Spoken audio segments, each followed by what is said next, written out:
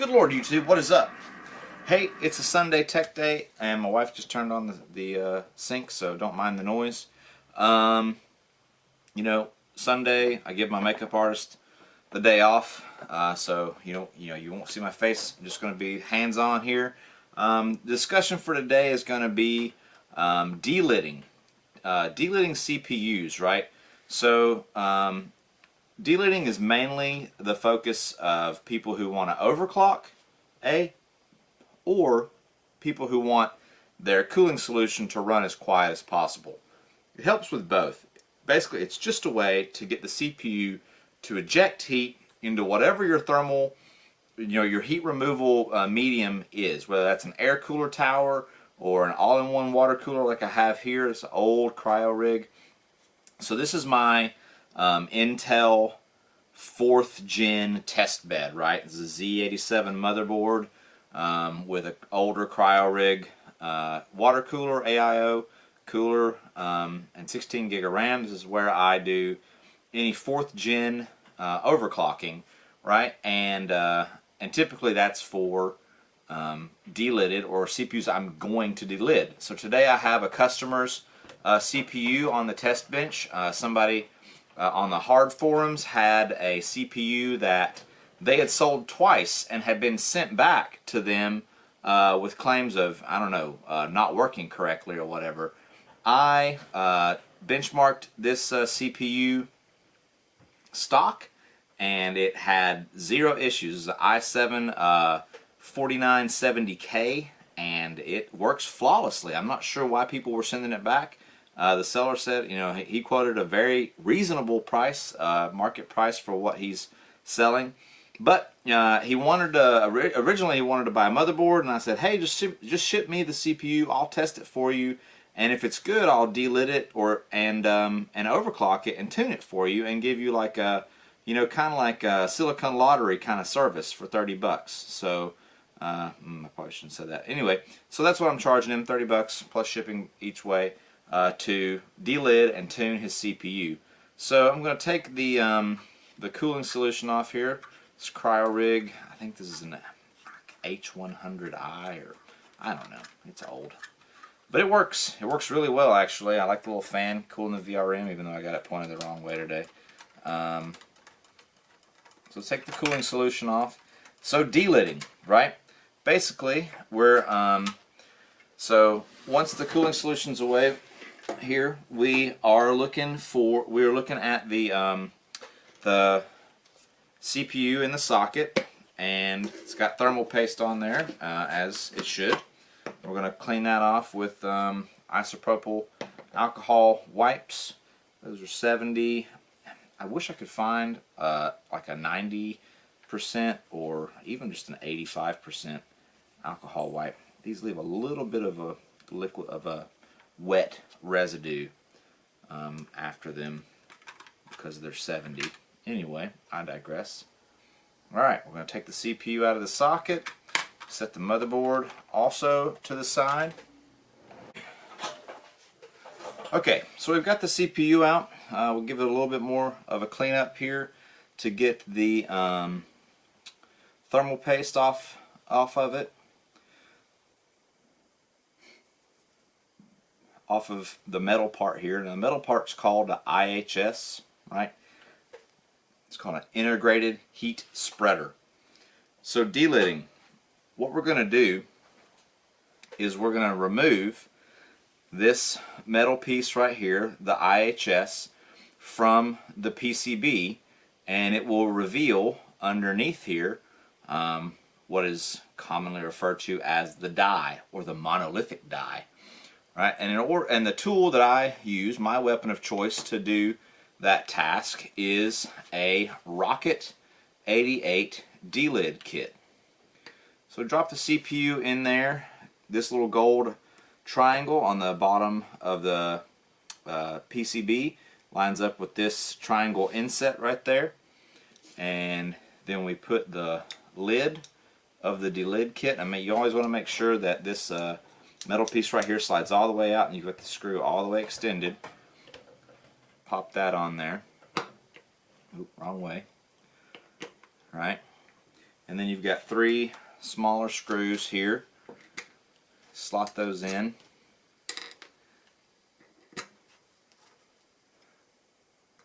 And tighten those down. So basically, you know, a CPU is a small little slice of silicon. It's a little silicon wafer that is jam-packed with transistors in very specific and highly engineered arrays called cores.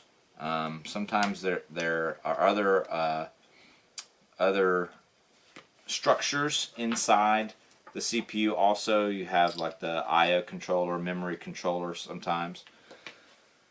And we're going to expose the die today. So I tightened all this down. Then I'm going to slide the this piece down, or I'm going to hand tighten down so that this little screw, I get resistance here. That's the metal slider. It's going to push the IHS to my left, your right, and break the adhesive seal that holds the IHS to the PCB.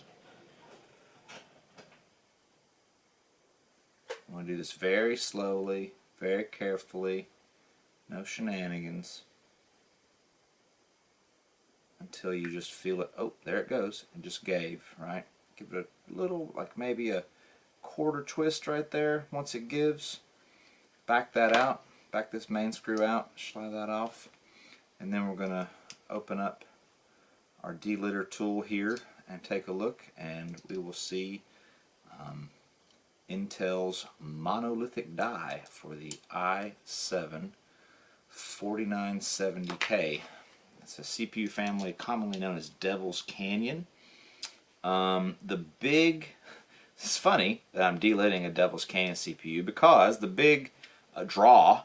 Devil's Canyon was a refresh of the Haswell CPU family. The big draw was that, you know, Intel had put a ton of R&D and research and money and time into the thermal interface between the integrated heat spreader, that little metal cap on the CPU, and the die, the actual chip of the PC. So, okay, this is loose now. I should be able to, get my fingernail under there and just pry this apart, really. Yep, pop it right off there. Okay, so there you have it, right? So this is the integrated heat spreader, right? It's nickel-plated copper. And this is the PCB with what they call the monolithic die. And you can see there's this gray stuff right here is called TIM, thermal interface material. And its sole purpose is to create an interface between the heat spreader and the die. So when you run 100 watts of current, or you know, at 1.25 volts through this tiny little wafer of silicon, it gets hot, really hot, fast. So this TIM is supposed to smooth out any imperfections between the mating surface of the heat spreader and the die, and allow that heat transfer to come up through the heat spreader, and then to mate with your heating solution here, and then out through an air cooler or a water cooler, right? That's the whole purpose of this exercise, is to optimize this interface right here. The underside of the IHS and the top side of our monolithic die. So there's a couple of things we got to do now. First, we're going to clean off the old TIM, right? We're going to take our alcohol wipe, and we're going to get into the heat spreader first and just rub off that old TIM there. I'm going to knock it off onto the floor because I'm in my basement and no one cares what's on the floor in my basement but me. And I don't really even care that much, right? Okay, so the TIM's gone off of the heat spreader, and my dog is yelling upstairs. I don't know if you guys can hear that. and then I have a husky and he's very vocal.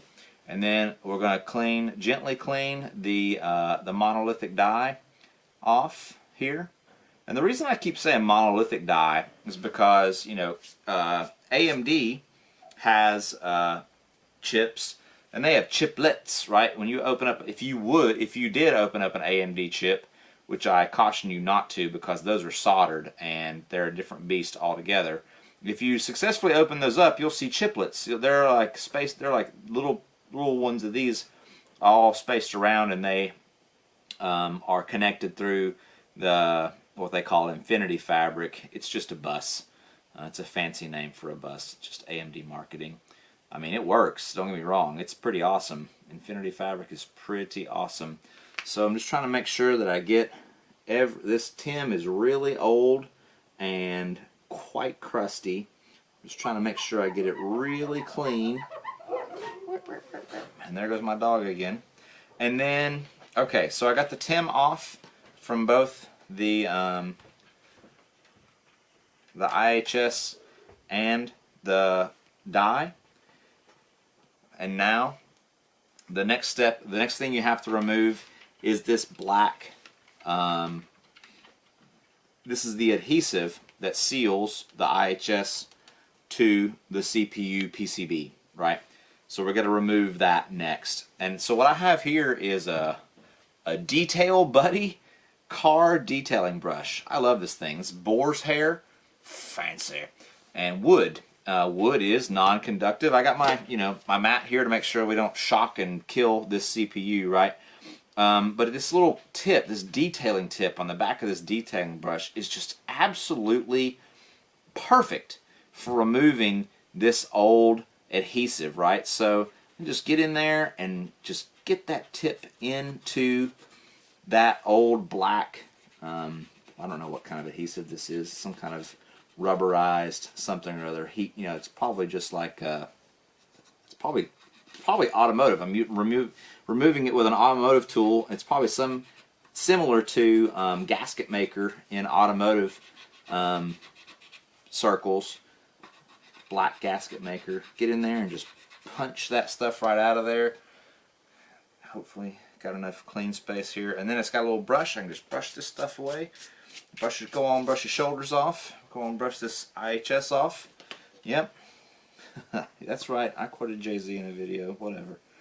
I'm old. Does he still make music? Probably not. Probably just living off Beyonce's royalties. Anyway, so getting in there, get all that stuff out of there. So the other option here, if you're really aggressive, is to, and I have done this, is take a flat, a sheet of sandpaper. I just put it down on my workbench here, and just rub this, especially this lip right here. Just rub this lip around on the sandpaper to get rid of this adhesive residue that's on the outer ring edge of the IHS. I think that's a totally acceptable way. It's fast and pretty low risk, honestly. This is just nickel plated copper. You're not going to hurt the PCB by rubbing this thing around on some sandpaper, and you might actually improve the mating interface between the PCB and the IHS. So that's another big thing when you're talking about delidding, right? You can see how thick this gasket maker is on the PCB. And what you're really trying to do when you delid a CPU is to make the connection between the die and the IHS as efficient as possible, right?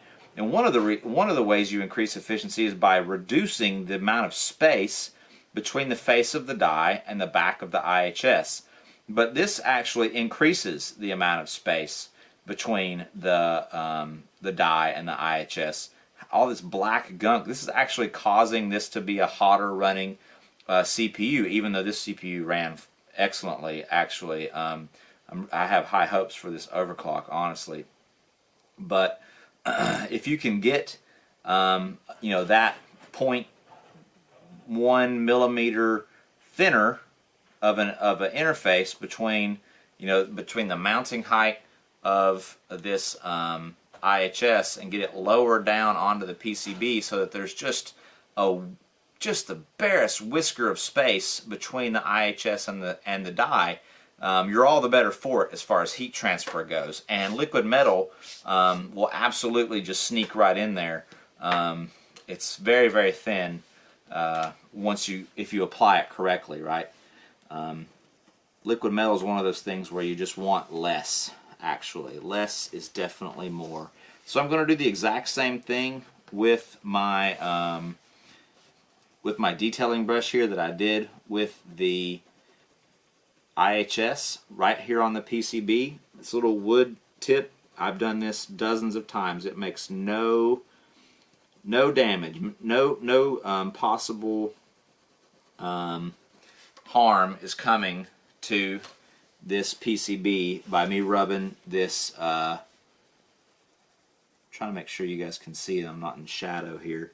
Just rubbing the tip of this around and peeling back this black adhesive gasket maker type stuff that's on this chip. This is pretty thick. This is thicker than what I usually encounter. I'm wondering if this chip's been delided and the person who delided it just put regular thermal paste back in. I mean, that's definitely an option. I mean, I don't cast aspersions on that. So once we get over to this side, right, I was able to go pretty ballsy with my application of this cleaning brush to these two sides right here, right? But you have to really take your time. Be very careful once you get to this side right here because you have this row of transistors, right? You knock one of these off the PCB, you're going to have a bad day, right? So now, time to buckle down. I could probably get in here on the edge, but you definitely don't want to, crack the die. You don't want to run this wooden detailing brush up over the die, and you don't want to run it up over these little gold transistors either. That would definitely be less than optimal.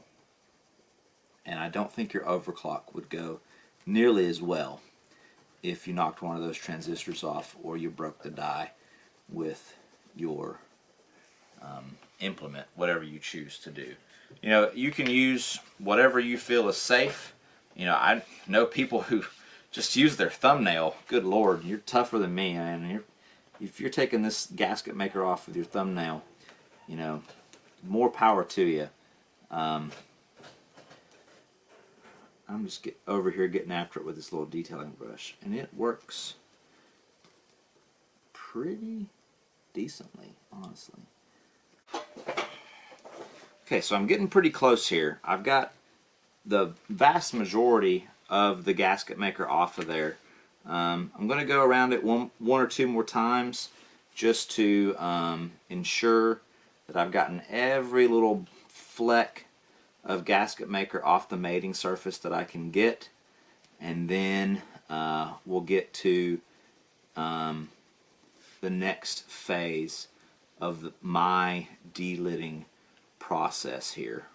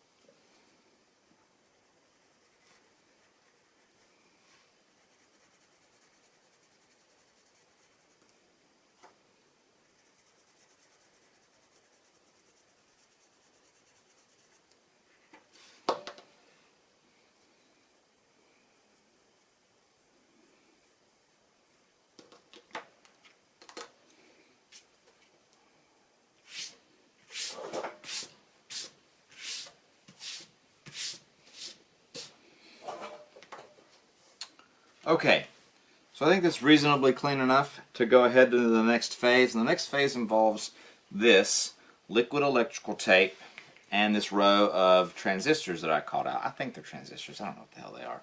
They're something that has to do with regulating the power as it goes in and out of the die there. So what I got here is a liquid electrical tape. Let me grab a little, actually we can just use this here. So what I do is I use a little paintbrush. I take some liquid electrical tape, spooge it out onto something. Doesn't matter what, as long as it's disposable. You don't want to put this on something that you want to keep forever, right? Okay, and then I just dip my paintbrush into the electrical tape and I just dab it on. Just start at one end and just dab it on. It's stringy, you gotta watch it.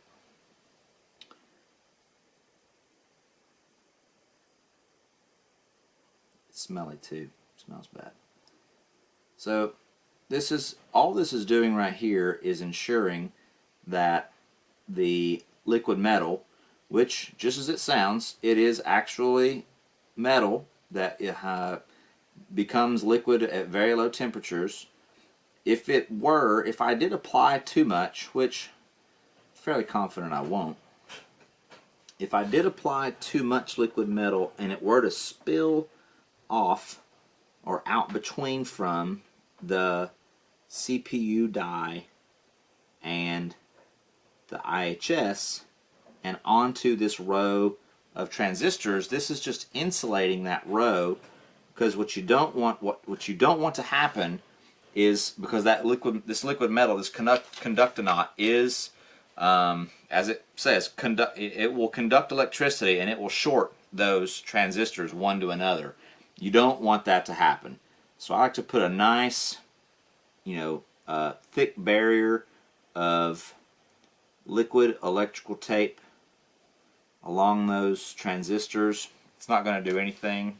There's no harm, no foul. This is exactly the kind of application that this is good for. These very small, insulating very small pieces of electronics. So yeah, just dabbed a little bit of Starbright liquid electrical tape with a paintbrush right along there, and then I did smudge up the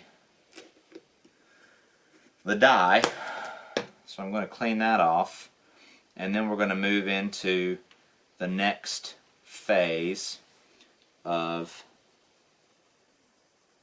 the delid, and that is the application of the liquid metal. Okay, so this is Conductanaut by Thermal Grizzly. I don't know particularly that I prefer this liquid metal one to another, because honestly this is the only liquid metal that I have ever used. It seems to work pretty well. I have no complaints so far. It is finicky though. You have got to really, everything you do has to be very calculated with this stuff, right? So you see me tapping this little syringe here on the edge of my workbench here, and that's because liquid metal, if it's pretty cold down here, so it should be pretty solid. It's very, especially when this syringe was full, as soon as you would open this tab, you would have some liquid metal spilling out because it would be right at the top of the syringe. So that's what it looks like. You got the top of the syringe here, and then you've got this application tip, and it's still got a little bit of liquid metal in there from the last time I used it. This is a fairly large, this was, I forget how many grams this was when I bought it. It was the biggest kit they sold, right? So what you're going to do is you're going to apply, so there's a little bit of liquid metal on this Q-tip. This comes with the Conductanaut. I'm super stingy and I reuse these. Some of this is going to come off straight off of the Q-tip, and what I like to do sometimes is just see how much of it I can get to transfer from the Q-tip from the last time onto the IHS. And it's usually a pretty decent amount, honestly. It stays liquid for quite some time, especially when there's no heat cycling to it. And you can see already that I've been able to coax out just off of the Q-tip here quite a bit. That's almost enough to make the contact work if I were to apply it to the IHS as well. And you can see it's a little bit resistant to spreading. It's just finicky. You just got to work with it.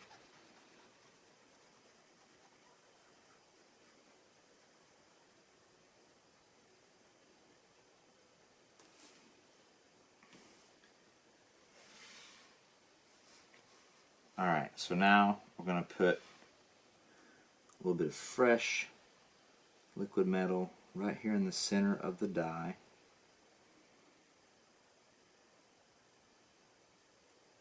Ooh, a little squirty. Alright, and that, ooh, go back in there. You can suck it back up if you're quick and good. I'm usually neither. Alright. Like I said, it's finicky. So now we just need to spread the liquid metal around on the die. And you want it to be shiny, but you don't want it to look like there's pools of liquid metal, right? You just want just the barest, thinnest amount of liquid metal you can get on this, guys. I'm serious.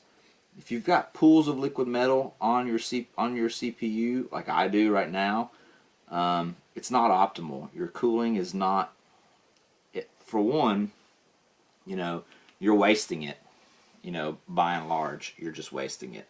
So I've got it run off here. That's the first time I've done that in quite some time. And then, two, it doesn't work as well. This is not something where more is more. You do not want a lot of liquid metal on your interface. You want as little as you can possibly use between the die and the IHS. This is actually, now that I'm filming, this is probably like the sloppiest application of liquid metal I've done in months. But you know what? It's still going to work, I think. Pretty sure this is going to be good. Alright. And then I'm going to clean off this excess here very carefully.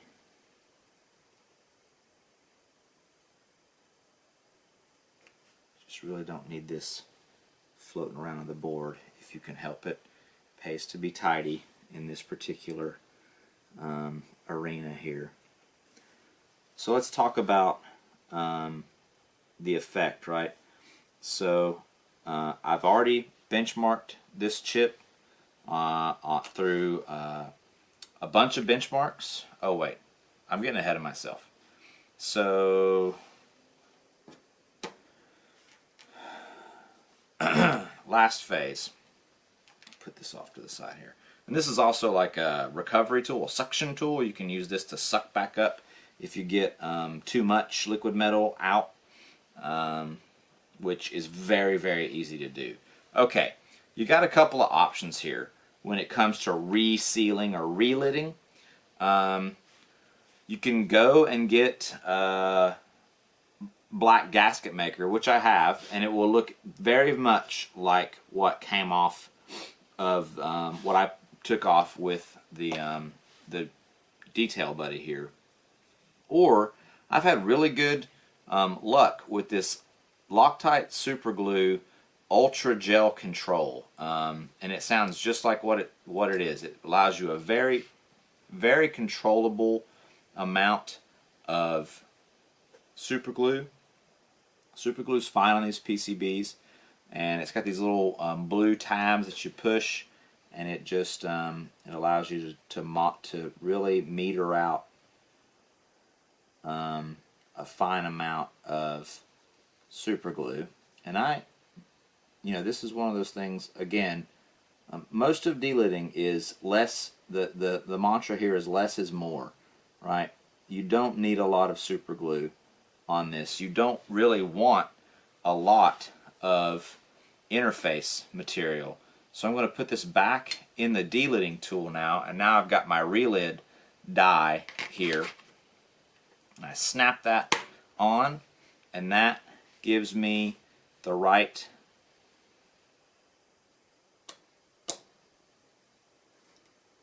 spacing, puts the IHS right back where I wanted it to be, and then this is like a clamp that will clamp the IHS back down onto